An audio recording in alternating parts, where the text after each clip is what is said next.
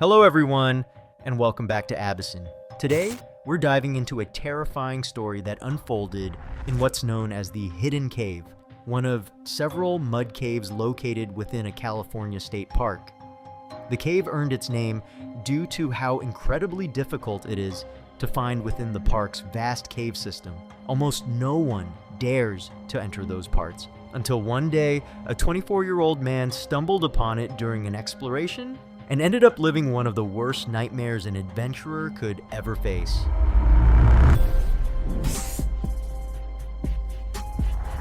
If you enjoy this kind of content, don't forget to hit the like button and subscribe to the channel. It helps me out a lot.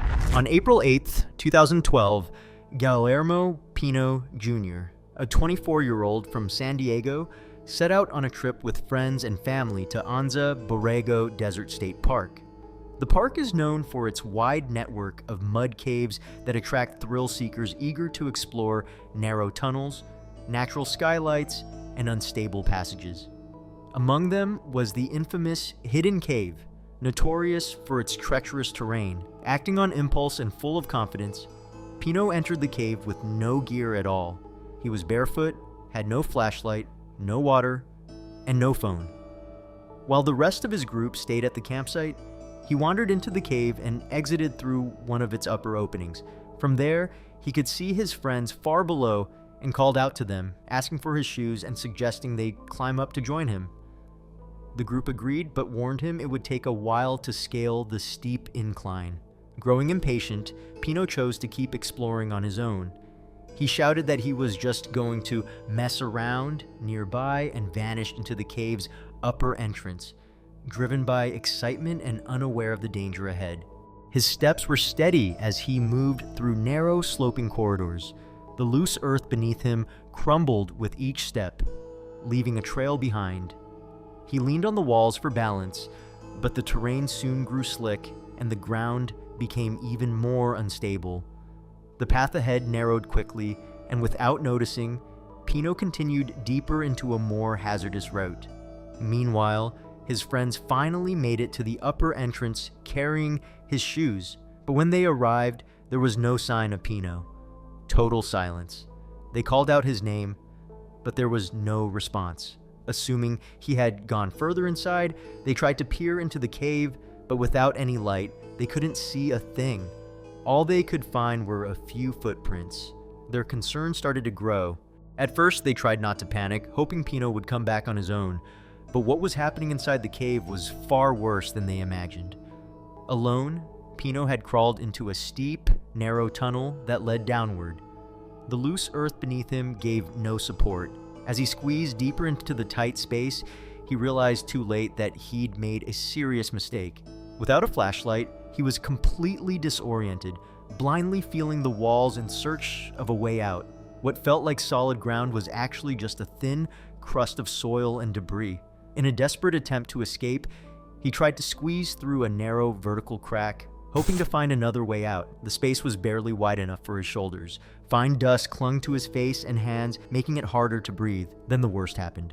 The ground beneath him gave way, and Pino fell nearly 30 feet into a vertical shaft.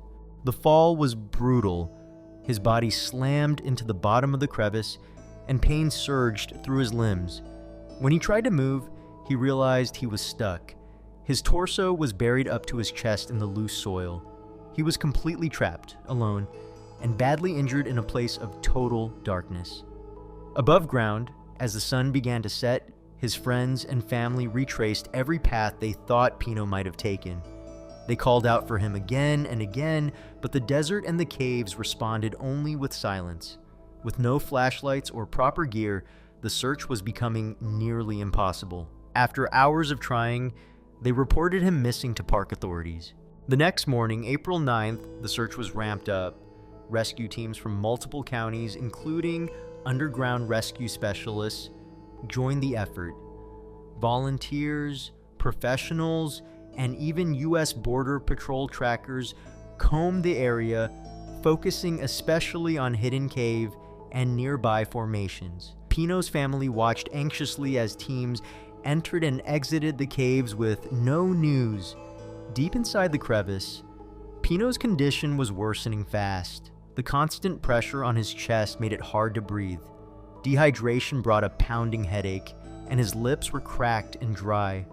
Every time he tried to move, the earth around him crumbled more, making things even tighter.